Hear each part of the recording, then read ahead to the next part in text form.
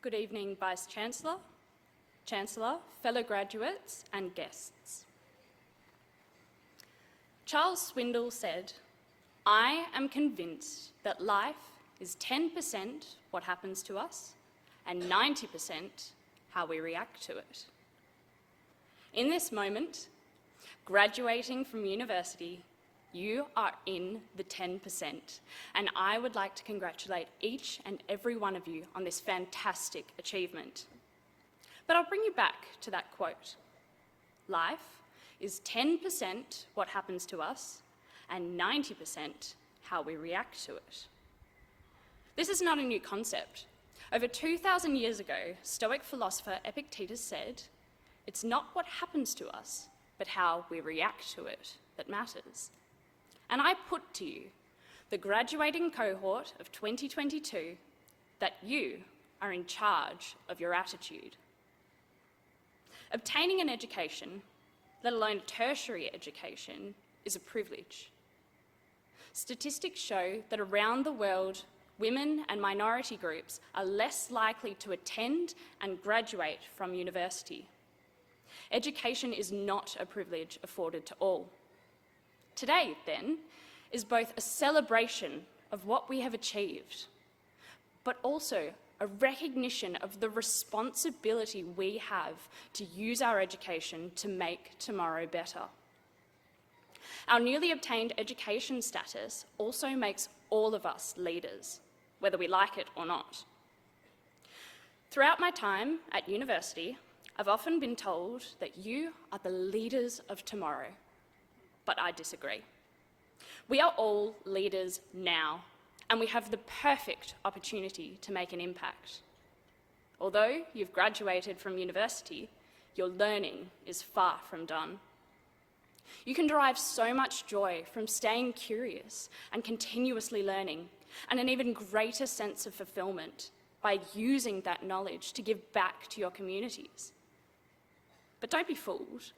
Being a leader takes courage.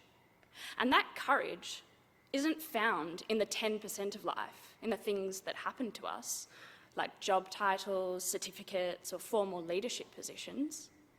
The courage we all need to be leaders exists in the 90%, in how you react.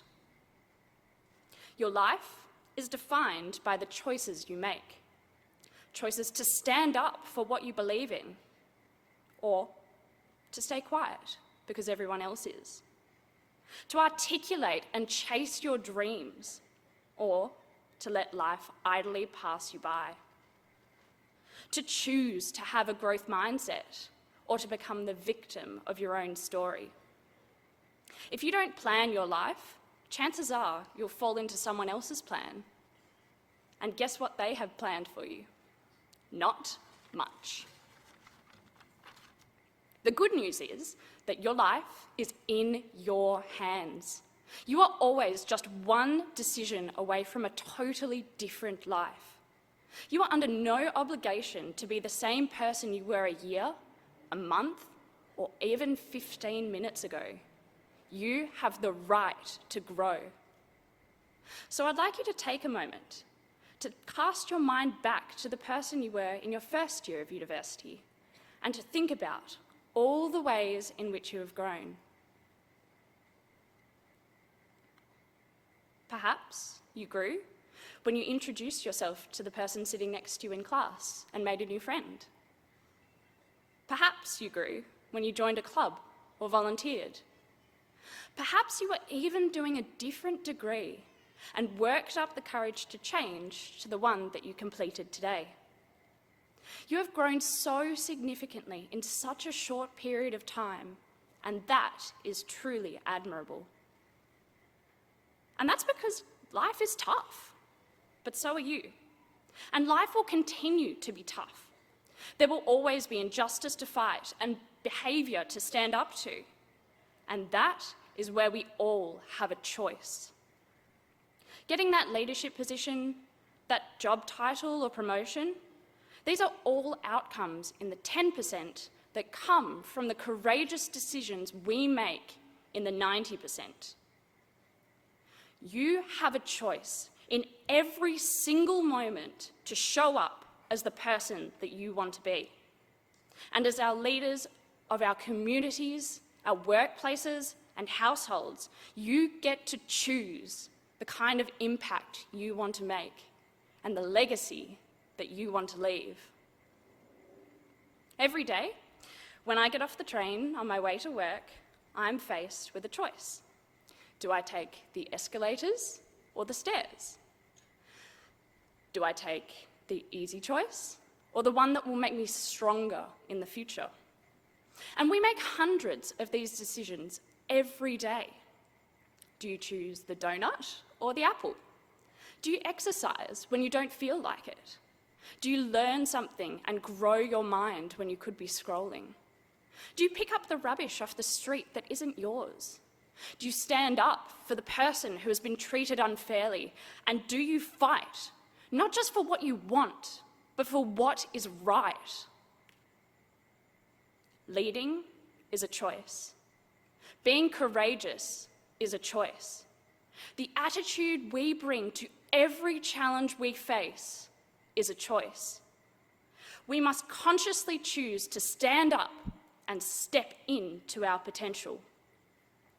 So now that your time at university, one part of your identity, has come to a close, I encourage you to fill that space with another sense of identity. What if you're that person who always takes the stairs?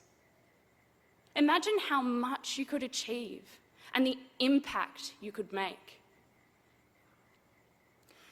If life is 10% what happens to us and 90% how we react to it, what choices will you make in the 90%? Thank you.